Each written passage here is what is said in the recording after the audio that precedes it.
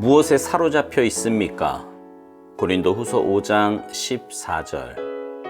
그리스도의 사랑이 우리를 강권하시는도다. 바울은 자신이 예수 그리스도의 사랑에 의해 사로잡혔다고 말합니다. 그런데 그 의미를 아는 사람은 많지 않습니다. 보통 자신들의 경험에 사로잡혀 있습니다. 그러나 바울을 사로잡고 있었던 유일한 것은 오직 하나님의 사랑이었습니다. 그리스도의 사랑이 우리를 강권하시는도다.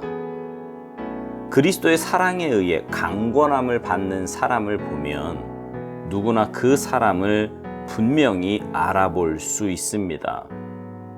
성령이 그 사람의 삶 가운데서 자유롭게 역사하고 계시기 때문입니다. 하나님의 영으로 거듭난 직후에 우리의 주된 간증은 하나님께서 나를 위해 무슨 일을 하셨는가 하는 것입니다. 그러나 성령의 세례를 받고 나면 그러한 간증은 사라지고 너희가 내 증인이 되리라는 예수님의 말씀을 깨닫기 시작합니다. 즉, 예수님께서 하실 수 있는 일을 증거하는 초보적인 것이 아니라 예수님 그분의 증인이 됩니다. 이후 우리는 우리에게 발생하는 모든 일들을 영광이든 비난이든 핍박이든 칭찬이든 예수님께 친히 발생하는 일처럼 받아들이게 됩니다. 예수님의 인격적인 능력의 영광에 사로잡히지 않은 자는 결코 예수 그리스도를 위해 이런 자세를 취할 수 없습니다. 이 부분이 바로 사역자들이 깨달아야 하는 가장 중요한 부분입니다. 그러나 이상하게도 끝까지 깨닫지 못하는 부분이 이것입니다. 바울은 그가 하나님의 사랑에 사로잡혔으며 그 사랑 때문에 그렇게 행동한다고 말합니다. 사람들이 그의 정신이 온전하지 않다고 쑥덕거려도 그는 신경 쓰지 않습니다. 오직 그가 살아가는 단 한 가지 이유는 사람들에게 하나님의 심판과 예수 그리스도의 사랑을 알리는 것입니다. 그리스도의 사랑에 자신을 완전하게 내어 맡기는 것만이 우리의 삶에 성령의 열매를 맺게 하는 비결입니다. 이러한 삶은 내가 얼마나 거룩한 사람인지를 드러내는 것이 아니라 하나님의 능력과 주의 거룩함을 드러내는 것입니다.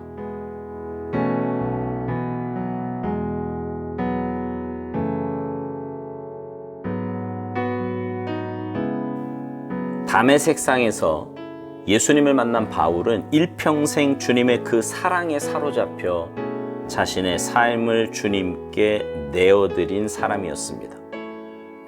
바울은요, 그런 자신의 삶을 그리스도의 사랑에 붙잡힌 삶, 그래서 그리스도의 사랑이 자신을 강권한다, 이렇게 고백했어요. 오스왈드 목사님은요, 그 의미를 아는 사람이 많지 않다고 말합니다. 그 이유로 자신들의 경험에 사로잡혀 있는 것에 대해서 말합니다. 무슨 말이냐 하면 보통 사람들이 말하는 것을 들어보면 하나님을 만났을 때의 그 경험, 하나님의 은혜를 체험했을 때의 그 경험을 말하곤 합니다. 그도 그럴 것이 정말 하나님의 임재를 체험하고 하나님의 사랑을 맛보고 나면 거기가 천국이요, 그 황홀함이란 이루 말할 수 없이 크고 놀라운 것이기 때문입니다. 그러나 여러분, 그것은 본질이 아니에요. 현상입니다. 현상일 뿐이에요. 본질은 주님의 사랑입니다. 그리고 그 그리스도의 사랑에 의해 강권함을 받은 사람은 누구나 분명히 알아볼 수 있는데 성령님이 그 사람의 삶 가운데서 자유롭게 역사하고 계시기 때문이라고 오스왈드 목사님은 말합니다. 그렇습니다. 주님의 사랑에 강권함을 받은 사람은요, 성령님의 역사하심에 쓰임받는 사람이에요. 주님의 사랑에 붙잡힌 바 되어서 주님의 도구로 쓰임받는 사람이다 이 말이에요. 그런 사람의 간증은 하나님이 나를 위해 무엇을 하셨는가가 아니라 증인된 삶이 무엇인가를 깨닫고 그런 삶을 살아가게 되는 것입니다. 오스왈드 목사님은 이런 삶에 대해서 이렇게 말합니다. 예수님께서 하실 수 있는 일을 증거하는 초보적인 것이 아니라 예수님 그분의 증인이 된다고요. 그렇습니다. 내가 뭘 받았는지, 내가 어떤 은혜를 체험했는지 이런 것 같은 나 중심의 간증이 아니라 내가 주님의 은혜와 사랑을 받았으니 이것을 모르는 사람을 향해 주님의 마음을 가지고 가게 되는 것입니다. 주님의 사랑에 붙잡힌 바 되니 주님의 사랑으로 다른 사람, 특별히 구원받지 못해 세상에서 방황하는 영혼들을 보게 되는 거지요. 그러니 그들을 향해 안타까운 마음과 주님의 사랑의 마음을 가지고 가서 주님을 전하게 되는 것입니다. 오스왈드 목사님은요, 사역자들이 깨달아야 하는 중요한 부분에 대해서 이렇게 말합니다. 예수님의 증인이 된 이후 우리는 우리에게 발생하는 모든 일들을 예수님께 친히 발생하는 일처럼 받아들이게 되는데, 예수님의 인격적인 능력의 영광에 사로잡히지 않는 자는 결코 예수 그리스도를 위해 이런 자세를 취할 수 없다는 것입니다. 주님의 사랑에 붙잡힌 바 된 사람은요, 더 이상 내게 일어나는 어떤 일에 대해 그리 많은 신경을 쓰지 않게 된다는 거지요. 왜냐하면 내가 더 이상 내 삶의 주인이 아니기에 내게 일어나는 일로 인해서 주님의 일을 그만둘 수도, 주님을 향한 사랑의 헌신을 중단할 수도 없다는 것입니다. 그래서 바울과 같이 하나님의 사랑에 사로잡혀 그 사랑 때문에 행동하게 되는 것입니다. 오스왈드 목사님은 바울이 살아가는 단 한 가지 이유에 대해 이렇게 말합니다. 사람들에게 하나님의 심판과 예수 그리스도의 사랑을 알리는 것이라고요. 여러분의 삶은 어떻습니까? 때를 얻든지 못 얻든지 복음을 전하기에 힘쓰고 계십니까? 만약 아니라면 뭐에 집중하며 살고 있으세요? 그것이 여러분을 사로잡고 있는 거거든요.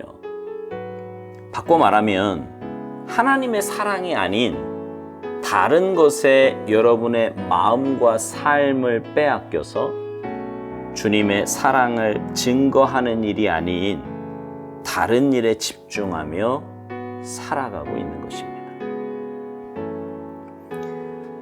묵상 마지막에서 오스왈드 목사님이 이런 말을 합니다. 그리스도의 사랑에 자신을 완전하게 내어 맡기는 것만이 우리의 삶에 성령의 열매를 맺게 하는 비결이라고요.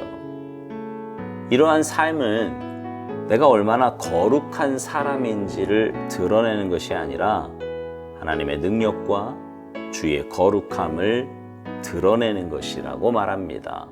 그렇습니다. 성령의 열매는 주님의 사랑에 온전히 붙잡힌 바 될 때 맺게 됩니다. 그리고 성령의 열매를 맺으며 사는 삶은 이미 나 중심의 삶이 아닌 주님 중심의 삶입니다. 나를 드러내고 내가 받은 무언가가 중요한 게 아니라 주님의 능력과 주님의 사랑과 주님의 은혜를 증거하며 살아가는 증인의 삶이 되는 것입니다. 사랑하는 성도 여러분, 오늘 묵상 제목으로 여러분에게 질문을 드립니다. 여러분은 무엇에 사로잡혀 있습니까? 그리고 누구를 위해 살고 있습니까? 여전히 나입니까? 아니면 나보다 나를 더 사랑하신 주님입니까? 바라기는 여러분의 삶이 주님의 그 놀라운 사랑에 붙잡힌 바 되어 살아가기를 소망합니다. 그래서 내게 베풀어 주신 그 놀라운 은혜와 사랑을 증거하며 살아가는 아름답고 복된 삶이 되시기를 주님의 이름으로 축복합니다. 아멘.